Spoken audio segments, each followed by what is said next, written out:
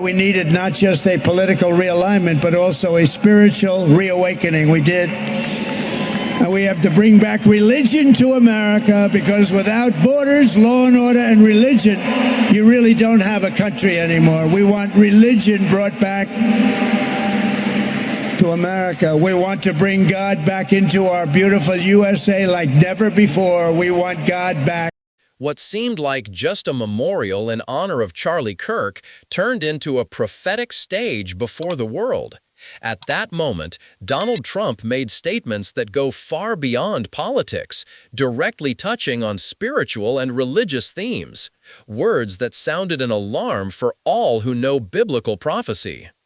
On September 23, 2025, at a memorial in the state of Arizona, Donald Trump honored Charlie Kirk in front of thousands of people. But what caught the attention was not just the remembrance of a conservative activist. It was the message broadcast live to millions, where Trump made a public appeal for a national religion. Religion to America, because without borders, law and order, and religion, you really don't have a country anymore. We want religion brought back to America. We want to bring God back into our beautiful USA like never before. We want God back. We live in days when politics, religion, and prophecy meet before our eyes. When world leaders begin to use faith as a tool of power, something great is in motion. The Bible already warned us that the time would come when civil laws would become intertwined with religion, and that this union would be the prelude to something much greater, the imposition of Sunday as a holy day. What once seemed distant is now being spoken of openly before the crowds. After Charlie's assassination, we didn't see violence. We didn't see rioting.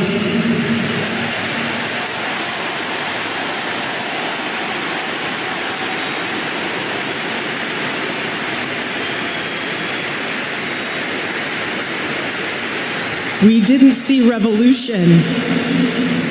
Instead, we saw what my husband always prayed he would see in this country. We saw revival. This speech is not just a political detail, but a move laden with religious symbolism. On the podiums and memorials, the words take on an almost prophetic tone, as if preparing the ground for a national religion. For those who know the scriptures, this cannot be ignored. John, in Revelation, described the rise of a power that would cause all, small and great, to follow an imposed cult.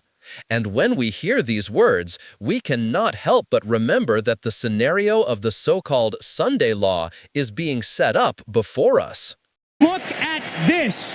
100,000 Americans, millions watching online, standing up and saying that is the revival spirit of Charlie Kirk's life. That Charlie died, the angels wept, but those tears have been turned into fire in our hearts. And that fire burns with a righteous fury that our enemies cannot comprehend or understand. Our lineage and our legacy hails back to Athens, to Rome. They cannot imagine what they have awakened. They cannot conceive of the army that they have arisen in all of us. You cannot defeat us. You cannot slow us. You cannot stop us. You cannot deter us. We will carry Charlie and Erica in our heart every single day and fight that much harder because of what you did to us. You have no idea the dragon you have awakened. Charlie Kirk's sacrifice did not end with his death. On the contrary, it was transformed into a mission that mobilizes hearts and awakens faith. Western civilization, in his words, was uniquely saved by his legacy. But the call is not just to remember Charlie. It is to put on the armor of God, confront evil in high places, and continue the fight he started.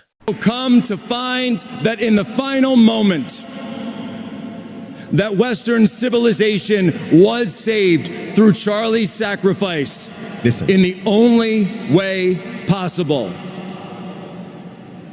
by returning the people to Almighty God.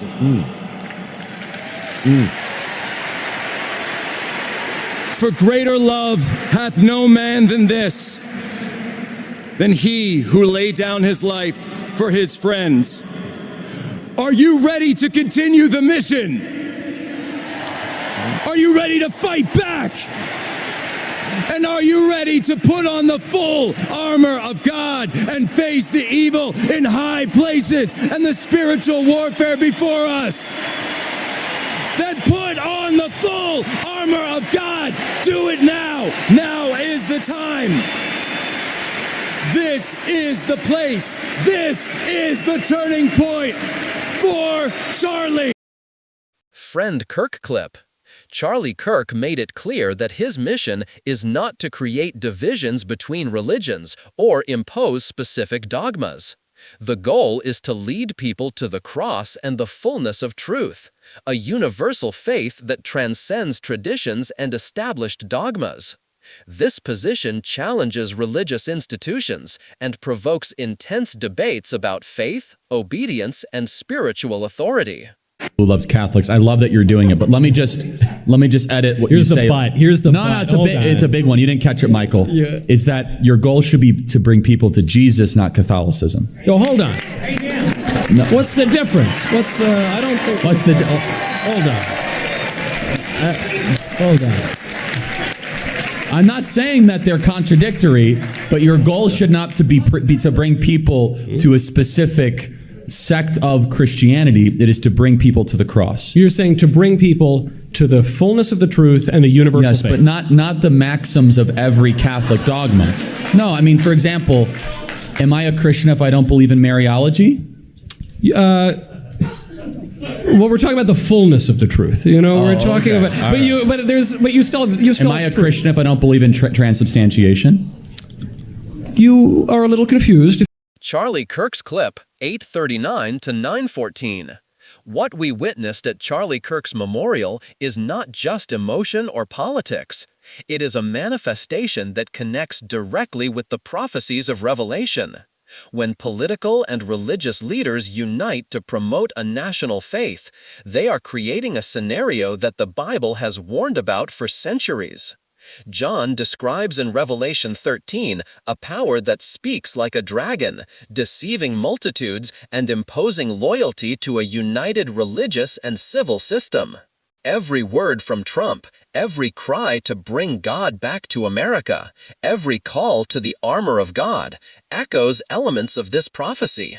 The dragon, the fire, the false revival. What seemed like just a tribute to a man turns into a stage for something bigger, a movement that tests faith, seduces hearts, and paves the way for the Sunday law. And it's not just a matter of politics. It is spiritual. It is the imposition of a cult, the union of church and state, the manipulation of religious values for human ends. Those who do not know the scriptures may see only religious fervor. But those who read the Bible understand that this is a direct warning. The false revival is rising, and the faithful must discern, stand firm, and not be deceived.